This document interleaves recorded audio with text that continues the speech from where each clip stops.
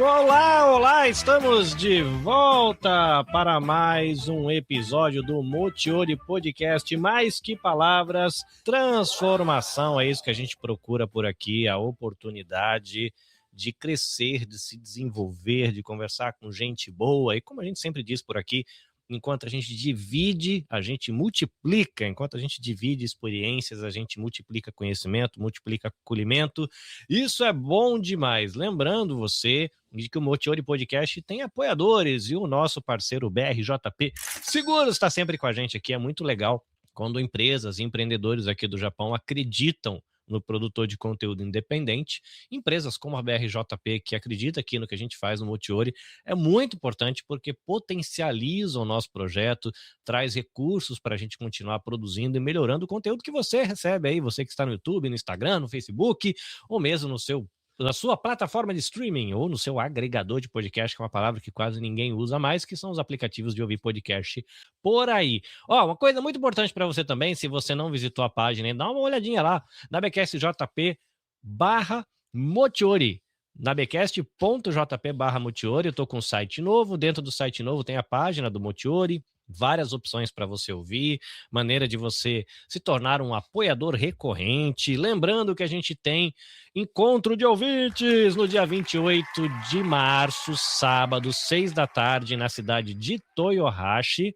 E aí a gente vai se encontrar, vai ter uma recepção com pãozinho artesanal de fermentação natural, vai ter café passado na hora por um barista que faz a própria torra do café, moe na hora, e a gente vai ter docinhos e bolinhos de uma brigadeiria. Ó, vai ser bom demais, tá? Você dá uma olhadinha no link da minha bio ou na descrição desse episódio e vai ter a opção de você se inscrever.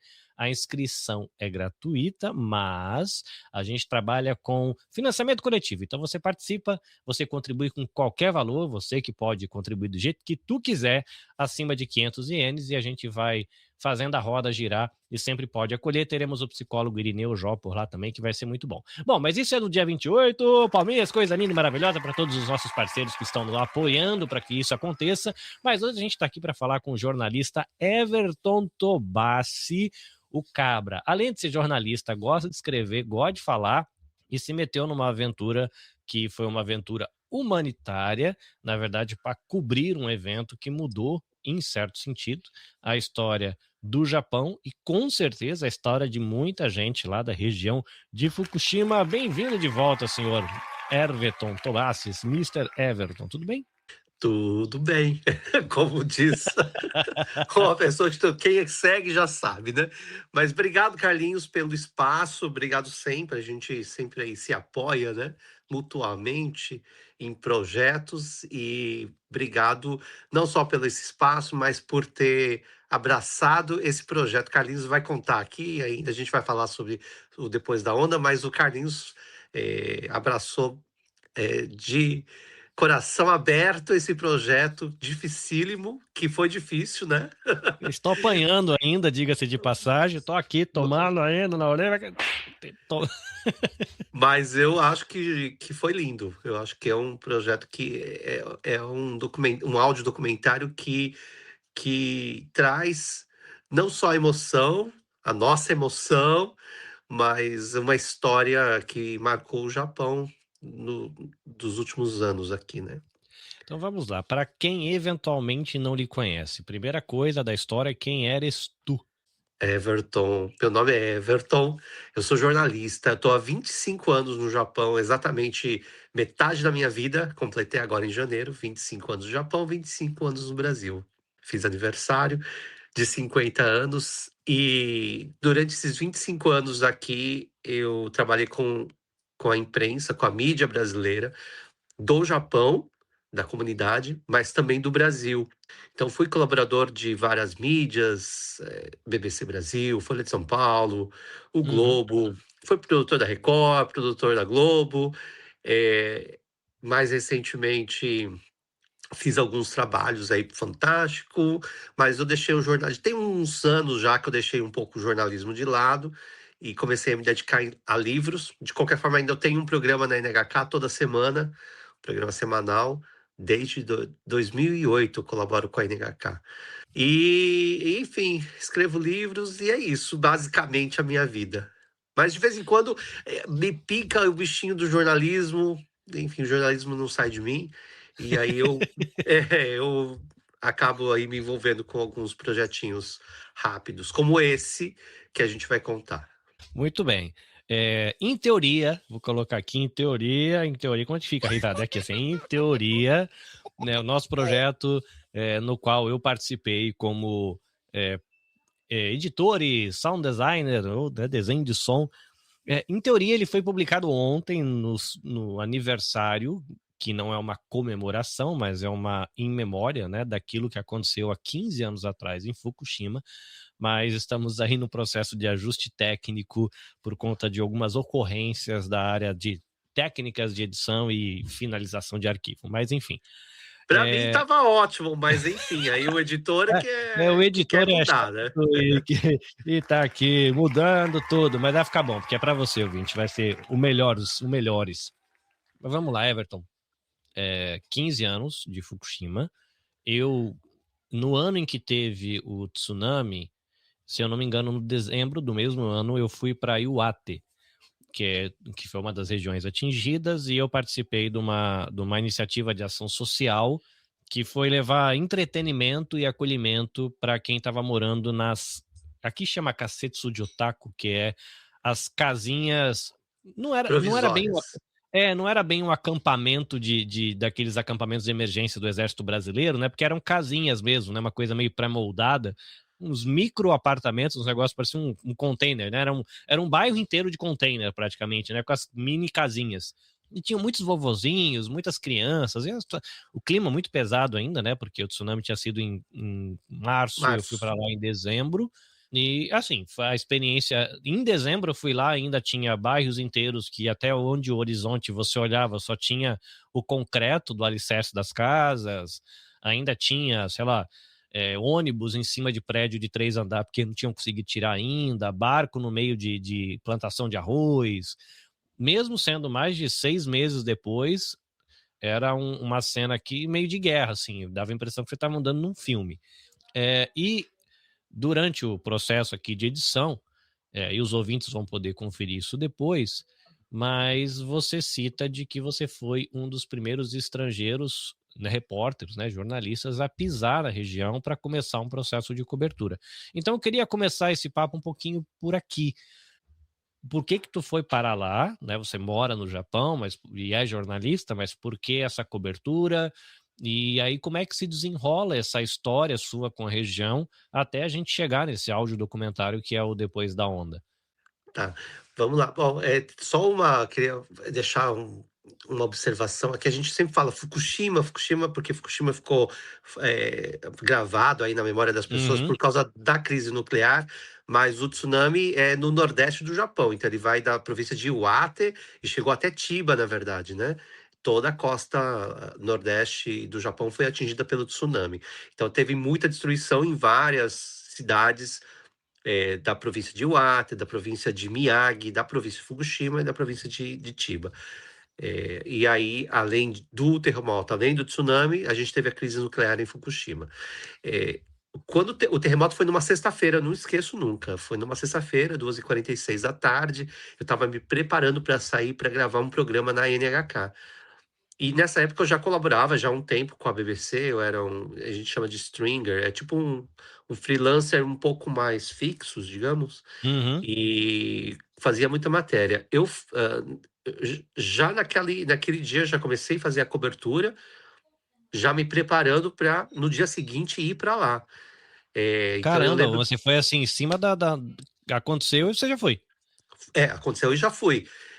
Demorei para chegar, eu cheguei só no domingo, porque tava as estradas.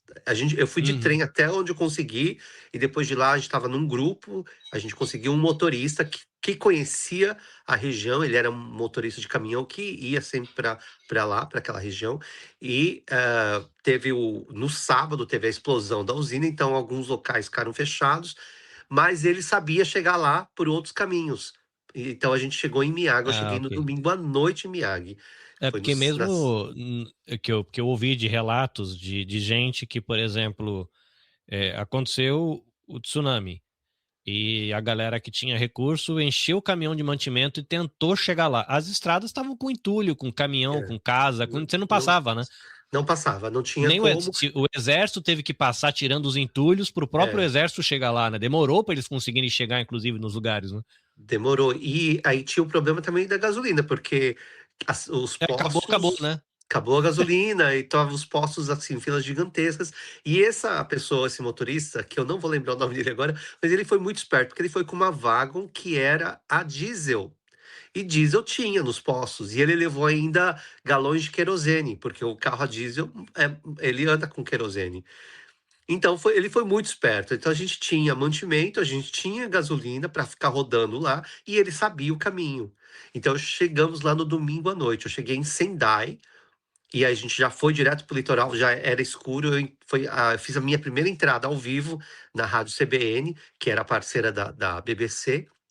E aí eu fiz a cobertura. Eu cheguei a fazer matéria para a Folha de São Paulo, fiz uma matéria para o SBT, mas o meu principal, aí eu foquei, BBC Brasil. Eu cheguei quando ainda os corpos estavam lá, eles estavam ainda, É isso que eh, eu ia mar te eu fiquei meio marcando. eu não quis, ser indelicado, mas eu lembro de relatos de pessoas que, foram nesses primeiros É, dias para tentar levar mantimento para alguém ou para algum conhecido, alguma coisa, e falava: "Cara, você ia na rua, eram dezenas de corpos jogados, é. porque era tanta gente que as equipes de resgate dos corpos não estava dando conta de É, limpar, e até o pessoal que chegou alguns dias depois falou que já começou a cheirar e foi complicado também, né. e não era só questão de tirar, porque não tinha onde colocar e tinha muito entulho, muito entulho.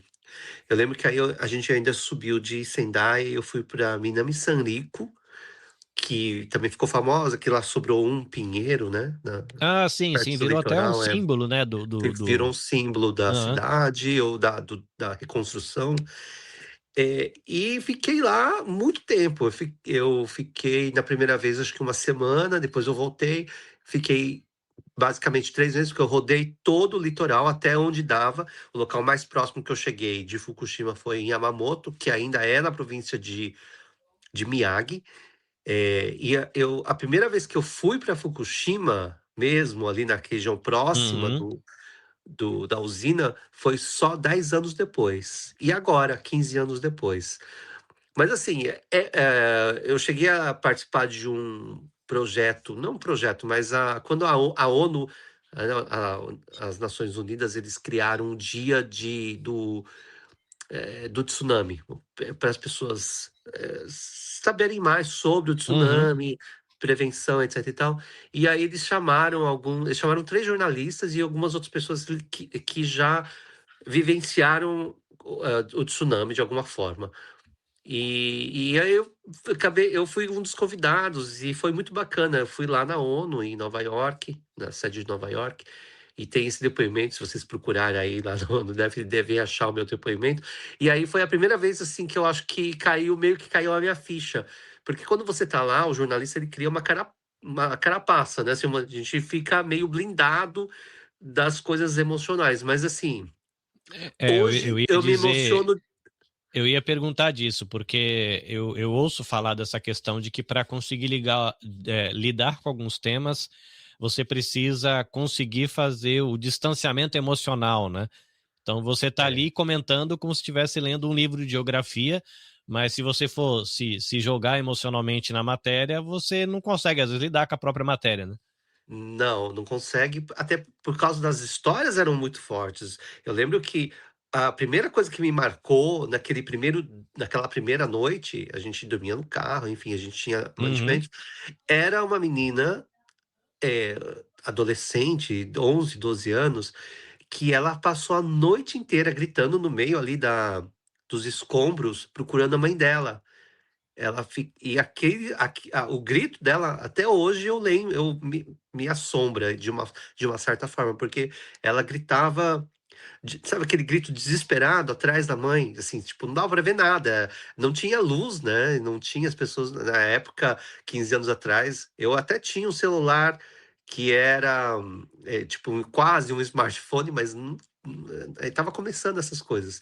Então, não tinha recursos, e a menina gritando, no meio dos escombros atrás da mãe dela. Essa foi a primeira, eu acho que uma das primeiras histórias que me marcou muito. E uma outra que me marcou, teve várias, né, mas uma outra que logo nessa primeira viagem que me marcou também, era uma escola, uma creche, que tinha lá um grupo de crianças, eu não lembro agora, umas 15 crianças que estavam ali, esperando os pais irem buscar. Só que, obviamente, os pais tinham morrido já no tsunami. Então, eles estavam, de certa forma, protegendo as crianças, eh, esperando algum familiar ir lá buscar essas crianças. E toda vez que aquele portão daquela escola abria, as crianças já iam correndo ali na porta para ver se era o pai ou a mãe de alguma delas. Então, assim, aquilo foi muito, assim, me cortou o coração também, de ver, né, Porque aquelas naquela altura do campeonato, meio que todo mundo já tinha consciência de que os familiares é, diretos já tinham falecidos todos. já tinham falecido todos.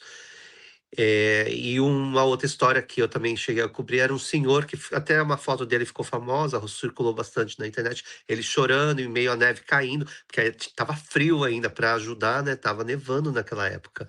Eh, e Porque ele, quando deu o terremoto, e aí nesse que a gente vai falar depois, mas o primeiro personagem do Depois da Onda, ele fala justamente isso. A primeira coisa que veio à cabeça quando deu o terremoto foi o mar. A primeira preocupação de quem mora num local que tem muito terremoto, como o Japão, e que mora perto do mar, é o tsunami. E ele estava trabalhando, ele catou o carrinho dele e foi em direção à casa, porque a mãe dele era doente e ficava com a esposa. Ele chegou a tempo de ver a casa sendo levada pelo tsunami, a esposa segurando a mãe e elas indo embora. Ai, que agonia. É, que agonia. E, E e, assim, é muito e é uma triste. doideira, porque quando você me contatou perguntando se eu encarava o processo de edição desse áudio documentário, eu fui para a internet procurar coisas, né? Para procurar som, tentar meio que entrar na história para pensar o que fazer com a montagem do áudio documentário. E eu comecei a passar mal aqui no computador, cara, ter taquicardia. Aí eu falei, caramba, né? Como é que uma memória de 15 anos atrás ainda dá gatilho? Porque, assim, o mesmo gosto amargo da boca, aquela sensação de angústia que você, nos primeiros dias, era 24 horas por dia, só subindo aquele reloginho das mortes e notícia ruim, notícia ruim, notícia ruim, notícia ruim, notícia ruim, e um desespero, né? E é engraçado como, mesmo sendo 15 anos atrás, eu fazendo procura de material, de áudio, para tentar me colocar no lugar e pensar como é que eu ia construir a narrativa no documentário, isso me assustava, assim. E uma coisa que me deixou agoniado é a sensação de que muita gente não achava que ia dar nada. Porque tem filmagens que eu peguei de cima de apartamentos, sabe, tem um lugar que tem uma imagem muito famosa que tem um muro, e o muro ele vai enchendo d'água, assim, depois É, a água transborda. Se você assiste alguns vídeos, tem gente andando de bicicleta no de calçadão. bicicleta no E calçadão. você olha, a água tá quase transbordando, o navio já tá batendo ali. Aí o cara filma, tipo, uma senhora passa de bicicleta, que com certeza, infelizmente, faleceu. A água transborda, aí na hora que a água vai derrubando os barcos, o cara pega e vira a câmera para mostrar o bairro. Um monte de carro passando. A galera foi tudo pro beleléu, porque ali não tinha, assim, você via que não tinha como correr, não ia dar tempo de ninguém fazer nada, porque aí tinha transbordado um monte. Aí tinha um outro vídeo que eu assisti, era esses braços de mar, né, que tem o mar, mas tem o rio, só que aí a água entra ao contrário quando tem o É, tsunami, né? Ela empurra o rio de volta. E começou o rio ficar muito, esse rio do mar aí ficou muito agitado e começou a subir, subir, subir, e o povo tava só olhando. Daqui a pouco vem a viatura, com a sirene ligada, a galera vaza, vaza, vaza, vaza, vaza, vaza. Não, a gente só tá olhando, galera, some daqui. Mas não deu assim 5 minutos. A água transbordou e começou a empurrar tudo e foi enchendo. E a galera subindo o prédio, encheu o primeiro andar, segundo andar.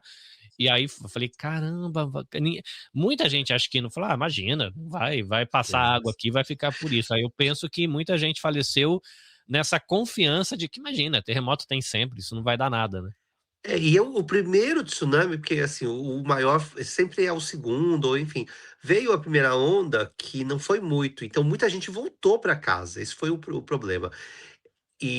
Mas para você ver, o Japão é tão preparado, a gente tem um cálculo aí de mais ou menos 20.000 pessoas, né, que morreram e muitas que até hoje não foram encontradas. Até por causa desses 15 anos, eu vi uma reportagem muito interessante das pessoas que ainda não foram encontradas e que as buscas continuam por restos mortais, enfim. Eh, mas se você compara com o tsunami da Indonésia, da Tailândia, que foram mais de 200.000 pessoas, você vê como o Japão, ele, apesar de tudo, é um país que está preparado para isso. Existe treinamento, as crianças passam por esse treinamento, os moradores passam por esse treinamento e eles seguem as regras, mas aquilo ali foi muita gente achou que realmente não ia dar nada e acontece, né.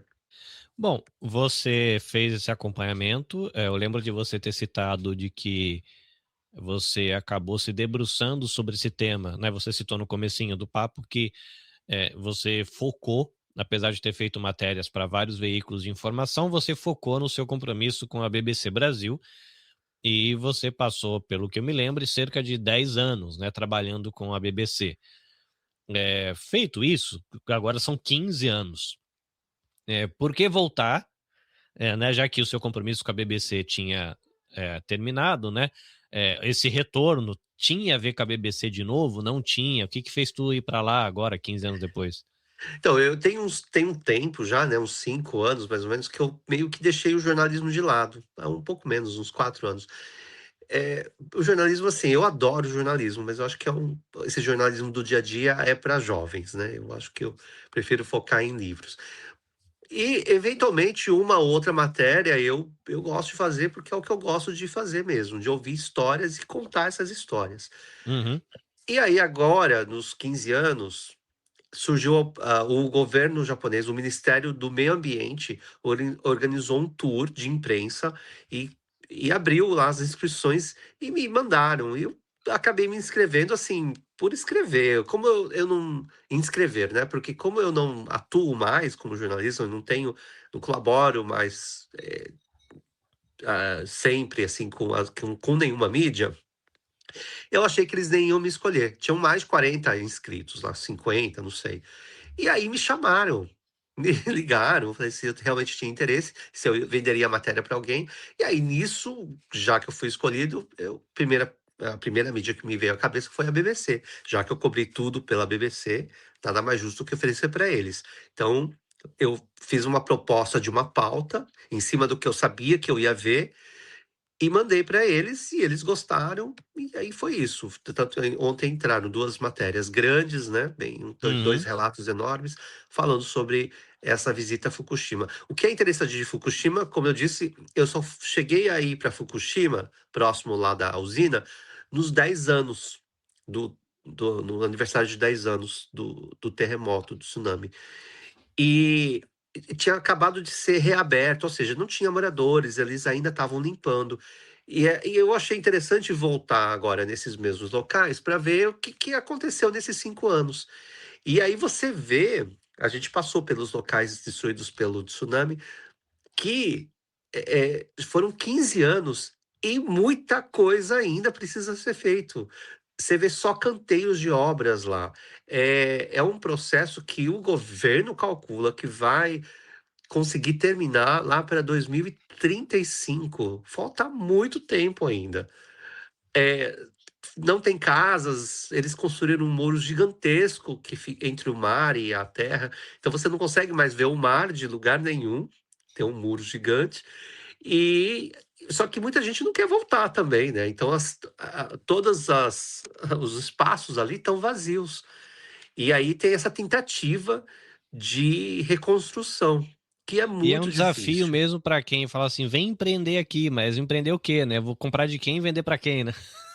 E é isso que me chamou a atenção, porque a gente e é legal quando você legal no sentido, facilita quando é um tour do governo, porque eles já organizam, todas as visitas, né, quem vai Uhum. falar, etc e tal. E a gente ia ter acesso a empresas que acreditaram nessa reconstrução e empreenderam ali. Então era interessante para mim, era interessante saber o que que leva uma pessoa de uma outra região, eu vou lá abrir um negócio, num lugar que ninguém quer ir, né. Então foi interessante de ver isso, de conversar com essas pessoas e também conversar com moradores, pessoas que voltaram. No próprio, audiodocumentário, uma das personagens é uma menina de 20 anos, então, ou seja, ela tinha 5 anos quando aconteceu o terremoto, o tsunami. Obviamente ela não lembra de quase nada, ela só lembra de ter ficado muito tempo morando fora, em casas, provisórias. Ela morava em Minami Sanriku, Minami Sanriku não, Minami Soma, que chegou a ser evacuada por causa da radiação, mas eles puderam voltar muito, muito logo, assim, 1 ano, 2 anos depois, uma coisa bem rápida. Diferente de Futaba, que é a cidade do lado ali da usina, que só foi reaberta, acho que no 10º aniversário, uma coisa assim. E hoje, passado 15 anos, a cidade só tem menos de 200 moradores, 190 moradores. E a maioria 75%, quase 80%, não é ex-morador. Ou seja, não são pessoas que voltaram para a sua cidade. São de novos moradores. E aí é interessante, eu cheguei a conversar com dois, na verdade, o que que leva, né, essas pessoas, por que que elas foram lá? Que um lugar que todo mundo, que tem esse preconceito, que Tá todo ainda mundo meio que fugindo de lá, né? que ainda tem, eles falam que tá tudo controlado. Levaram a gente, então você vê na cidade toda, nas pontes, na rua, na estrada, os medidores de radiação, e a gente estava com o aparelhinho, e realmente é baixa a radiação ali. Eles fizeram um trabalho de limpeza grande. Mas a gente fica com medo, né. Bom, eu tomei a água, comi, tomei o vinho lá da vinícola que é do lado da usina, então assim, enfim, já tô aqui, daí se eu ficar, radiante, já sabemos por quê. Bom, você foi, com essa aventura, né, tipo, me inscrevi, aliás, o governo me escolheu, acabei fechando a minha parceria com a BBC, fui lá fazer minha matéria, e era uma BBC matéria escrita, né, É, você já compartilhou em alguns grupos aqui que eu vi os links para os textões, né, para leitura, e num primeiro momento, que eu me lembre, você não foi para fazer um áudio documentário, podcast, assim, os arquivos em áudio que você pegou era para trabalhar isso em texto depois. E, exatamente. e da onde veio a ideia de, pô, vou inventar um áudio documentário e fazer uma outra tradução desse conteúdo? Quando eu estava lá, na verdade, eu estava gravando esse material e, bom, já tive a experiência de podcast, eu tenho o Mundo Peculiar, a gente já participei de vários projetos de podcast aí com vocês e tô sempre envolvido. Eu tenho o programa de rádio, né, HK, semanal, que na verdade é um podcast, porque não tá Uhum. mais na rádio, não tá mais nas ondas curtas, Ele só tá na web agora, né? só tá na web. Então, assim, é um podcast, a gente faz um podcast semanal lá.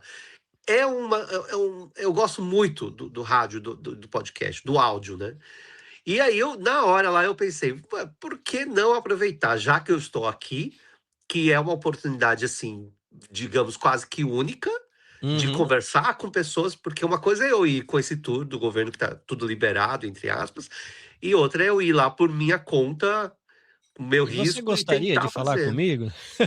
É, eu acho que eu consigo tirar, como jornalista, consigo chegar, organizar, produzir, mas assim, isso me levaria tempo, enfim. E eu não sei se eu faria se não fosse assim, por minha conta. E aí, lá, eu estava lá, e aí eu liguei para uma pessoa louca, né, também, como eu. Falei: escuta, você toparia fazer uma edição de um áudio documentário, E assim, era assim, tipo um assado? negócio, foi uma coisa assim, ligou na quinta, não, na sexta, né, sei lá, fazer assim: "Dá pra gente publicar na segunda?", né, foi aquele negócio assim. Exatamente. Eu estava lá, foi logo assim, tive a ideia lá e falei: "Bom, a única pessoa que eu sei que eu confio que faria, se ele não fizer, eu não vou fazer". Aí o Carlinhos topou, eu falei: "Então vamos fazer", mas com o material que eu tinha, então eu fui pensar então deixa eu ver o que que eu posso coletar a mais e ter um cuidado a mais com esse áudio, mesmo assim foi difícil, porque estava ventando muito e a maioria das entrevistas era fora, ou seja, impossível de usar os áudios. Né, tá uma aventura e aí, entrando aqui uma curiosidade técnica, né, para quem gosta desse tipo de universo, uma coisa é fazer vídeo pro Instagram, pro TikTok, ou fazer uma live igual a gente está fazendo aqui, né, que você tem uma certa liberdade. Uma coisa é você editar isso depois, para transformar num podcast, que tem o podcast orgânico, que é esse que você pega, por exemplo, esse papo, você só corta o começo, corta o fim, deixa ele redondinho e coloca no Spotify, por exemplo, né? Então é orgânico, não tem quase nada de edição. Tem outros tipos que você grava e faz. E a proposta do projeto do Tobassi era com narração, com trilha sonora, com um pouco de ambientação, com efeitos para você sentir que você está na fábrica, você perceber quando você está no trem, alguns detalhes nesse sentido. Para mim, a pessoa que se dedica a trabalhar com podcast em diálogo, foi e está sendo um desafio. Nós publicamos ontem o que eu vou chamar de um piloto, né, uma versão piloto que está lá, dá para ouvir já, está sendo retrabalhada a versão final, mas está sendo desafiador. Desafiador não só pelo, como ele falou, né, o Everton falou dos desafios dos áudios, que alguns o vento esculhambou, coitado do áudio. Então, olha, o que, que a gente faz com isso para deixar a vozinha dessa pessoa aparecer? Estamos aqui lutando com isso, mas o próprio processo de você entregar um áudio documentário que seja agradável, que tem o Everton contando uma história pra gente, e aí a parte emocionante é você ouvir os relatos da boca dos próprios japoneses, aí o Everton teve o cuidado de traduzir os trechos, e tem uma locutora, uma personagem extra que traduz as vozes femininas. Eu fui convidado aí a emprestar minha voz para as vozes masculinas. Tá gostosinho, tá legal. Eu acho que a experiência geral, quando tiver a versão final, dá para você ouvir essa versão piloto já no Mundo Peculiar, que é o podcast do Tobassi, mas você vai poder daqui a alguns dias desfrutar da versão final com todos os detalhezinhos. Mas tá legal a aventura, tá bem interessante. É uma experiência nova pra gente, que eu acho Sim, que a gente sim. foi tudo uma experiência, na verdade, e eu acho que pode ser um caminho. A maioria das pessoas faz aqui no Japão, né, no caso, esse podcast mais de diálogo, né, de conversar Aham. com outra pessoa, enfim, ou mesa cast, né, com vídeo, e a nossa proposta é outra. Eu acho que a gente está marcando o nosso espacinho aí na história do podcast na comunidade brasileira no Japão. E é um aprendizado, né? Então, É, escrever o roteiro de um podcast narrativo não é a mesma coisa de que escrever um texto, uma reportagem, e é. editar também está sendo diferente, mas está sendo muito, muito legal. Então, para a gente terminar aqui, caso você queira já, agora, curiosão, eu quero ouvir a versão piloto, eu quero ouvir, vai lá no Mundo Peculiar, procura aí no Spotify, eu procurei hoje no Apple Podcasts também, eu achei. Então você pode ir no seu iPhone aí, procurar podcast, vai ter o aplicativozinho, você joga lá Mundo Peculiar e você vai achar o podcast do Everton, ou você vai no Spotify, coloca também Mundo Peculiar, e o último episódio é o Depois da Onda, né? Que você vai estar ali a versão piloto, daqui a pouquinho a gente vai liberar a versão final. Quem quiser ver as suas matérias para a BBC, Tobassi, como o pessoal encontra? Ou vai nas minhas redes sociais, que tá ali todos os links, né? Esse é Aham. Tobassi, no caso do Instagram ou no Facebook, Everton Tobassi, ou entra direto lá na BBC News Brasil, no site deles, e aí vocês vão, ou vai na busca, põe Japão, vai aparecer as duas últimas matérias.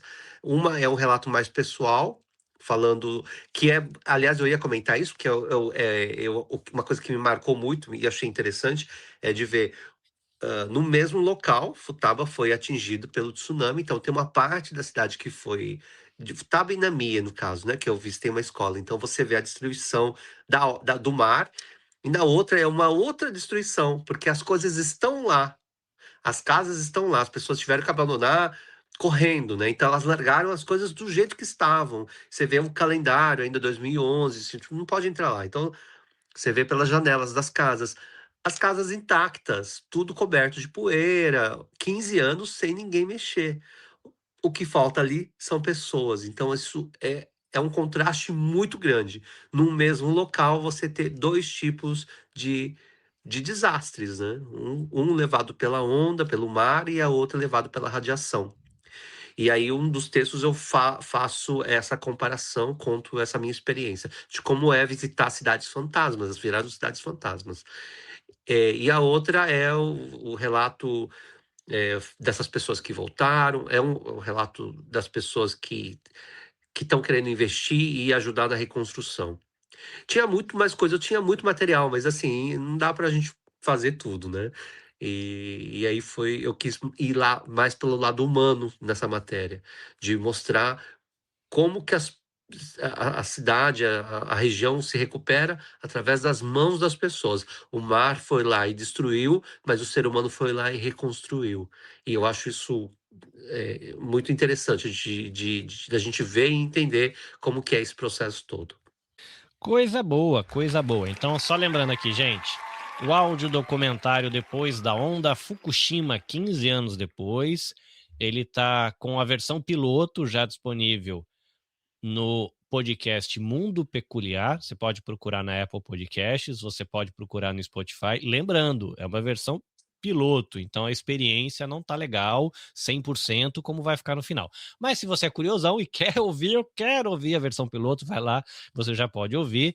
Na BBC, BBC Brasil, você procura por Everton Tobassi, ou Japão, ou Fukushima, deve aparecer ali as matérias do Everton para você ler também.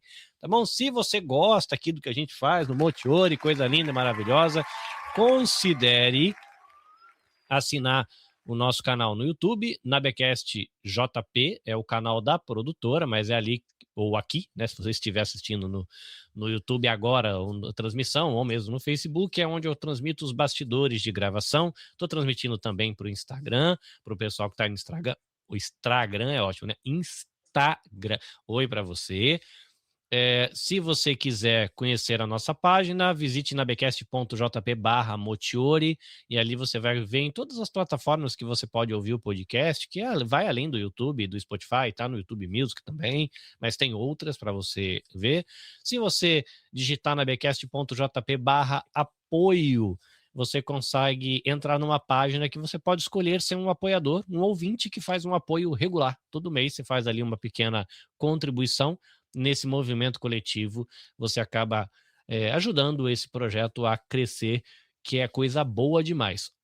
Dia 28 de março, na cidade de Toyohashi, a gente tem a edição de primavera do encontro de ouvintes do podcast. A gente vai receber o psicólogo Irineu Jô, ele é da NPO, NPO é a sigla para ONG aqui no Japão, da NPO Sabja, que é o Serviço de Apoio aos Brasileiros no Japão, e a gente vai conversar um pouquinho sobre as pressões que a gente tem internas e também da própria sociedade, das redes sociais, de sempre estar produzindo, sempre se mostrando produtivo, sempre caminhando, sempre correndo, sempre acelerado.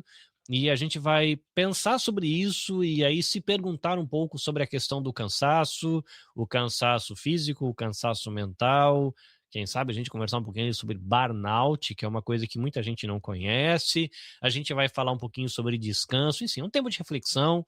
A gente te acolhe com um cafezinho, os nossos parceiros, os empreendedores que estão ali. Se você olhar no meu Instagram lá, você vai ver todos os empreendedores que participam desse movimento.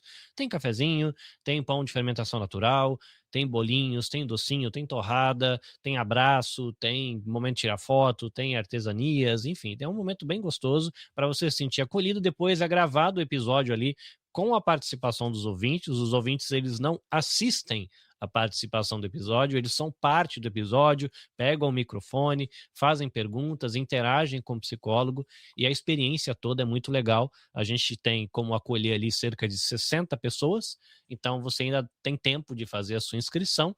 As inscrições, elas são gratuitas.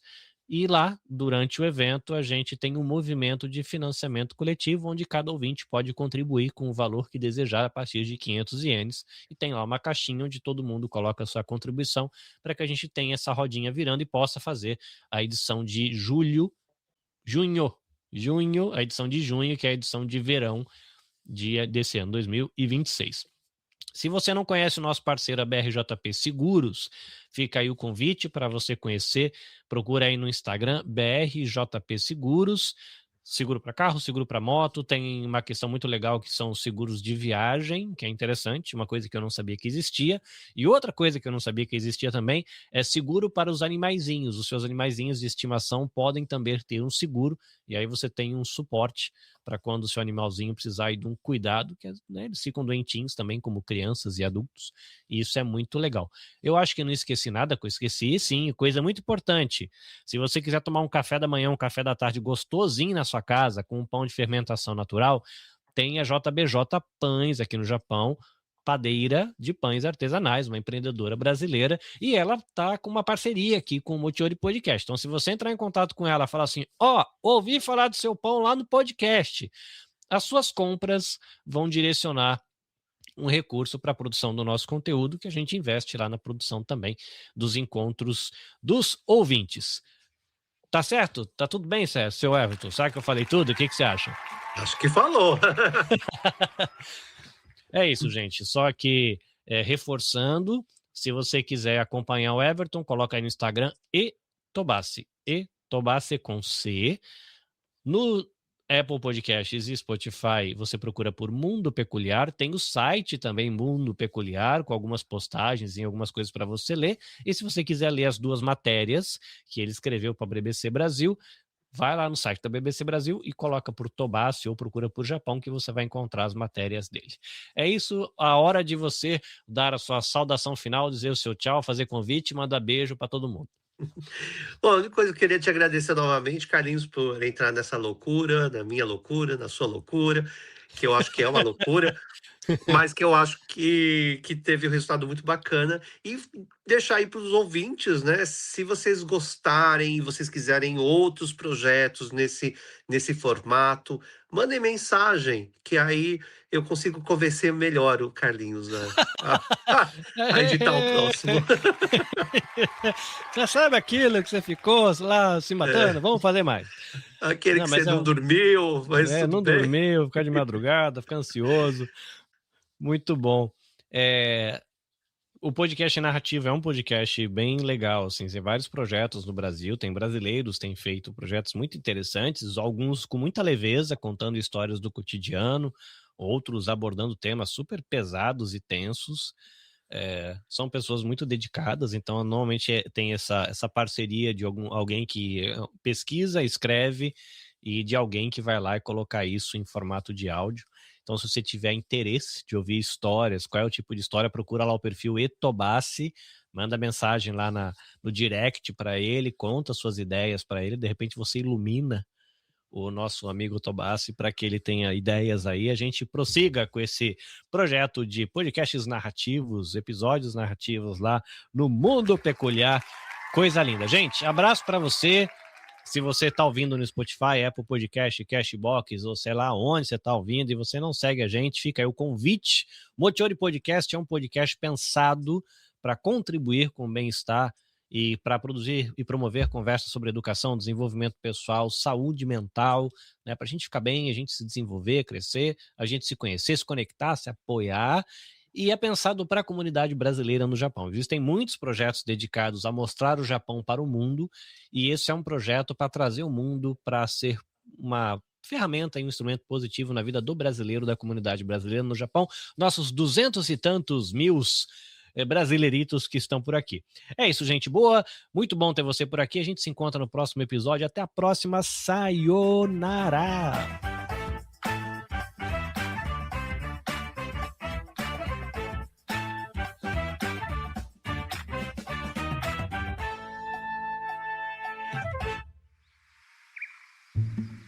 Este episódio foi editado pela Nabecast.